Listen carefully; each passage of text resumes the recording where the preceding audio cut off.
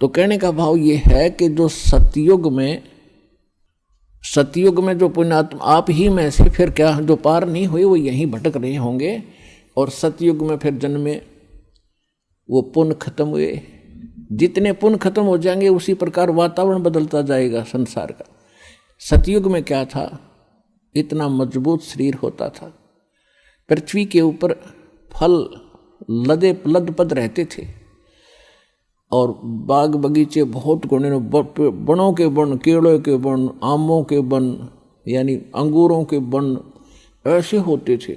और ये जो अन्न है, गेहूँ बाजरा ज्वार, जैसे सामक आपने देखा अपने आप उग जाता है, अपने आप परिपक्व हो जाता है, ऐसे खड़े रहा करते। कोई अभाव नहीं था, लाए तोड़ के और झाड़ के धर दिए और पका के खाओ और भक्ति करो, कोई काम नहीं था। फिर धीरे धीरे पुण्य समाप्त हुए, वो सुविधाएं भी कम होती चली गई। त्रेता में आए। त्रेता में आपको हजारों वर्ष का जीवन जीने को मिला, वो भी थोड़ा रहा, क्योंकि मृत्यु अच्छी चीज नहीं है। और यहाँ कंपल्सरी, यहाँ तो अच्छी चीज रहेगी ही नहीं। और हम यही डिमांड करते हैं कि हमें अच्छी चीज मिले और कभी समाप्त ना हो। अब बेटा बेटी हुए, हम कितने खुश हैं, बिल्कुल सही है। और हम अपने बच्चों के साथ रहें, कितने अच्छे लगते हैं। इन्हीं के लिए हम सारा दिन मजदूरी करते हैं, मेहनत करते हैं, इनको सुखी रखना चाहते हैं। और ये मृत्यु हो जाती है 1 मिनट में, बच्चे ही मर जाते हैं, बाप माता पिता दोनों मर जाते हैं इकट्ठे ही, पूरा परिवार नाश हो जाता है। तो व्हाट इज दिस? यो लोक है, ये संसार है जहाँ आप रह रहे हो।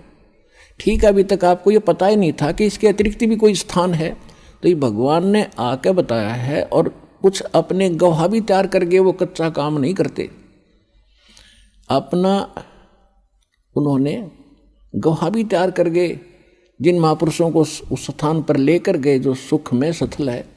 गीता अध्याय नंबर 18 के श्लोक नंबर 62 में कहा कि अर्जुन, तू सर्वभाव से उस परमेश्वर की शरण में जा, उसकी कृपा से तू परम शांति को और सनातन परम धाम को प्राप्त होगा। परम शांति वहाँ होगी जहाँ मृत्यु नहीं है, और जहाँ मृत्यु वहाँ शांति किसी। अब चाहे प्रधानमंत्री बन रहा है बाप, और बेटे का तकलीफ हो जा या एक्सीडेंट हो जा, जब वो सुनता है ना एक्सीडेंट हो गया, कलेजा न्यू करे उसका, और क्या क्या क्या हुआ, जब न्यू कह लेना बच गया, जब शांति हो है। तो यहाँ कोई जीवन है या शांति है? हम सोचें राजा सुखी, पूरी पृथ्वी का राजा भी महादुखी है इस लोक के अंदर। तो सुख कहाँ है वो बता दिया भगवान ने कि सतलोक में है, जहाँ आप पहले रहा करते थे। उस सुख को आप यहाँ खोज रहे हो। जो बूरा की मंडी में सुख था वो नमक की मंडी में नहीं हो सकता। उस कीट को, उस कीड़े को जो खांड की बोरी से उठकर और किसी ने उठाकर नमक की बोरी मंडी में डाल दिया, तो वह सारा एक वही है, लेकिन कलर एक जैसा है। तो ये काल जो है ये भगवान जरूर कहलावा है, लेकिन ये भगवान नहीं है, ये सुखदाई नहीं है। तो उस सतलोक की और यहाँ की एक जैसी रचना है। ऐसे मनुष्य वहाँ है, ऐसी सृष्टि जो की तू है। आप पहले वहाँ रहा करते थे, चींटी से लेकर हाथी तक जितने भी असंख्य प्राणी हैं यहाँ पर, वो इतना बड़ा लोक है। और आप एक परिवार की वहाँ इतनी स्थान है, और ऐसे हरे भरे बाग, ऐसे सदाबहार बाग आपके आंगन में लगे रहते हैं। बड़े बड़े महल हैं तेज पुंज के बने हुए, जैसे यहाँ मिट्टी है 5 तत्वों से बना सारा कुछ, पेड़ भी पौधे, वहाँ 1 तत्व से बने, नूर तत्व से। और उसको छोड़कर आप यहाँ आ गए, आप यहाँ खोज रहे हो सुख के, काम करो नहीं और सुख गणा हो, बैठे बैठे सारा कुछ मिल रहा है, ये तो वहाँ मिल जाएगा। तो इसकी नकल काल न करा कि स्वर्ग और महास्वर्ग। अब वहाँ आपको बैठों को जरूर मिलेगा स्वर्ग महास्वर्ग में, लेकिन पूंजी आपकी खत्म हो रही है। और वहाँ पूंजी बिल्कुल खत्म नहीं होती, क्योंकि आप अपने बाप के घर पर हो गए। बाप के घर पर कोई किराया थोड़ा देना पड़ता है, वो परम पिता है हमारा। तो वहाँ, तो यहाँ स्वर्ग में जो पूंजी खत्म हो जाएगी, आपको फिर पृथ्वी पर पटक देगा झाड़ा लेकर के, आपको चूस कर आपके पुण्यों को खत्म करके यहाँ पटक देता है।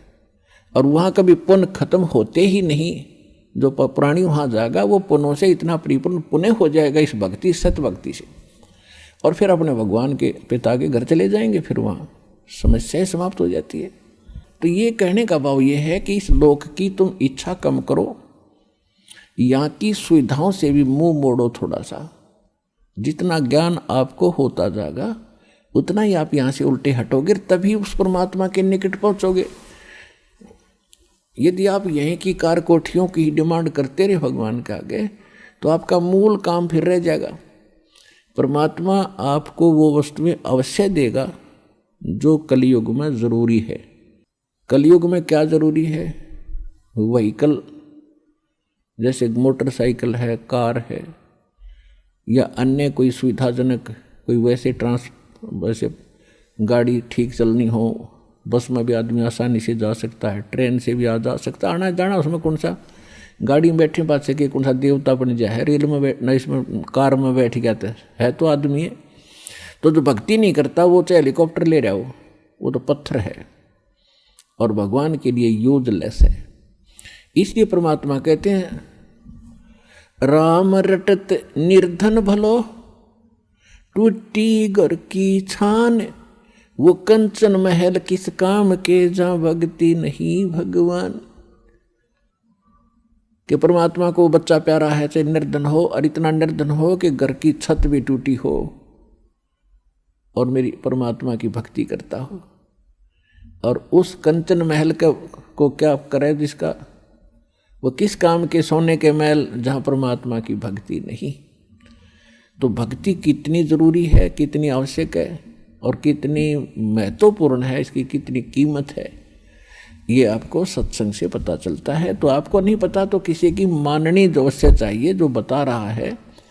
और एक तो बताया करें अपना अनुभव, वो तो संत अलग हैं। दास बताता है भगवान की बताई हुई, तो भगवान के बताए हुए में कोई त्रुटि नहीं हो रह सकती। ये तो आप बिल्कुल सत्य मान लो। ये तो माननी भी चाहिए कि भगवान जो कहता है वह फाइनल है। इंसान के कहे में त्रुटि हो सकती है, भगवान के कहे में नहीं हो सकती। तो दास अपना नहीं बताता अनुभव, भगवान का बताया ही बताता है। और जो उन्होंने ज्ञान दिया वो आपको सुनाता हूँ। और जिन महापुरुषों को भगवान सत्य वहाँ लेकर गए फिर वापस छोड़ा, उन्होंने जो ज्ञान दिया वो आपके रूबरू करता हूँ कि उन्होंने भी ऐसा ही कहा है और परमात्मा ने स्वयं आकर भी यही बताया है। तो फिर ये तो निसंशय हो जाना चाहिए आपको कि दास जो कह रहा है वो फाइनल है।